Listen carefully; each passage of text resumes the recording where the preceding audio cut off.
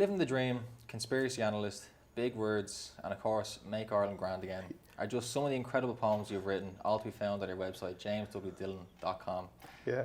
I love your work and how you present it, right? And I can't wait to learn more about your creative process. But before we get into all that, take me back.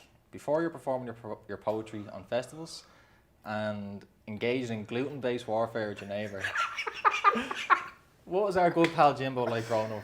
Oh my God, that is the best opening ever, by the way. Oh, okay. So, whole thing, right? Name is James William Dillon, but Jimbo's my name. It all started around the corner. It all started on the south side in Hollis Street. I was born on the 8th. I weighed 8 pounds 8 ounces, and I was born at 20 to 8. So the two hands of the clock were on the number 8. So obviously, Okay, yeah. 8's my favourite number. But yeah, growing up, I was kind of a quiet kid, to be honest. My ma always said it when I kind of came out of my shell when we went on a holiday one time, and we caught a load of mackerel off the coast of, where was it? Down in Kilmarquee, and we're happy. That was the song that we made up at the time. But we got like a black bag full of fish. But they were gutting the fish in the back of the boat, and we were just throwing the guts in. And my ma said, "You really came out of your shell there." I was like, "Oh yeah, deadly, yeah." So kind of progressed from that. I based kind of my whole upbringing, it's kind of surrounded around football. So like my friends that I made would have been from football, everything like that. The first poem that I ever heard was in primary school, and our teacher was out sick. So in primary school, what they used to do is they'd split the class into groups of 3, they'd send them around the school, and we went into one of the older classes. Okay. And in that class is the first poem I've ever heard that I actually was like, wow. It was William Wordsworth, The Daffodils. Ah, nice. So the last line in it, "And then my heart with pleasure fills and dances with the daffodils." And I was just a little kid looking around like, did anyone else hear that? Like, what's going on? Because we were right in Coolock. That's where I grew up.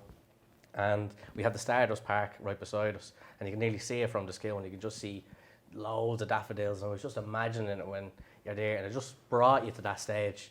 So then in primary school, I would have wrote a load of poetry. Even on the back of my book that I wrote, I have kind of like, in the back 3 pages, it's a poem about me communion, the 27 bus, you know what I mean? And I just love stuff that rhymed, and I just love putting words together. And then kind of, if you fast forward a little bit, then I just kept writing. And normally, actually, I'd go out on a night out, I wouldn't click, and then what I'd do is I'd go home real angry, and I'd write down stuff. And then the next day I'd kind of decipher the scribbles. And then I'd say, oh, that's what I meant. You know what I mean? I was like, oh, that's actually good. It's like drunk Jimbo was communicating with sober Jim through the scribbles. And then I wrote my first book when I used to work customer support. Okay. So I think I got a lot of traits from that. Like I could have been like a hostage negotiator leaving that place because no one's ever calling you up with good things to say. You always have a complaint. Yeah. And I was able to just manipulate it in a way of, oh, yeah, what are they doing to you? No, we're on the same team here. Yeah. So I was good at kind of communicating and kind of talking my way out of things. So that's probably progressed into what I'm doing now, really. Yeah. But it was, I can say it was for the Xbox when it came out. Okay. But then after Christmas goes, there's a lot less kind of people ringing you up. So we start letting people go. So I've seen a pattern of the people that are being kept as part-time kept their jobs. So I've seen people like say, I'm not going part-time. They were getting the boot. So when my boss rang me up and goes, do you want to go part-time? It's like, you bet you want to go part-time, you know what I mean? So in all that time, like I'm dangerous with free time on my hands. So I knew I was sitting on all these poems and stuff. I was like, you know what? I'm going to write a book. A Sondering Soul. And I know Dermot Kennedy later on in life, I think he copied off it a bit.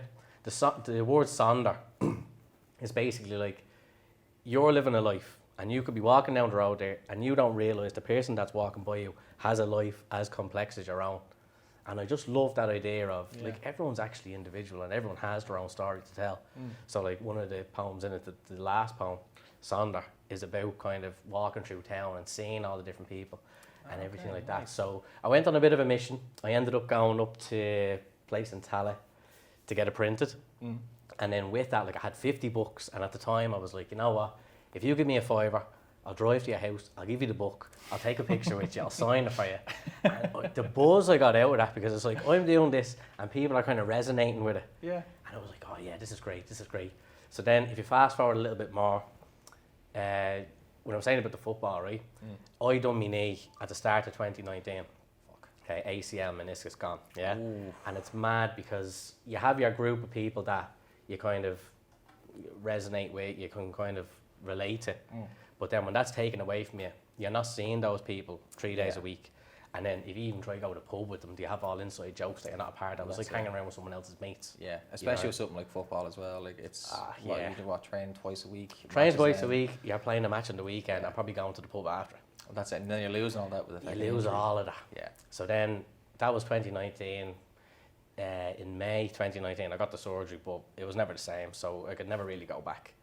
And then COVID kicked off. In COVID, right, I was drinking a lot of whiskey. And I was writing a lot of poetry. And I got it in my head, I'm going to do jazz poetry. So that's what I done. I think I had stuff that I already had. So like the Sober Sex, that was one of the first poems that I wrote that I was like, geez, this is actually all right. If I do stuff like that, it's going to be good.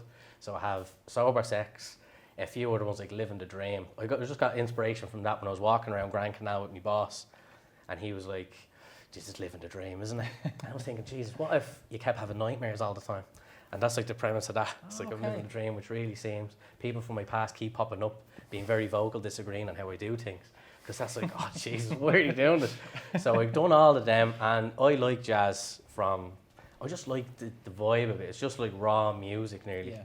And then I was just getting loads of jazz music that I liked, having the poems recorded, and then I was putting it against it. Even before that, I was drunk one night, and I ordered a keyboard. And then when I arrived at the house, it was like, what is this? I was like, you know what? I'm going to do something with this. Never learned it at all, but there was a microphone that came with it. And you probably know Jack Kerouac. Yeah. Like On the Road, everything like that.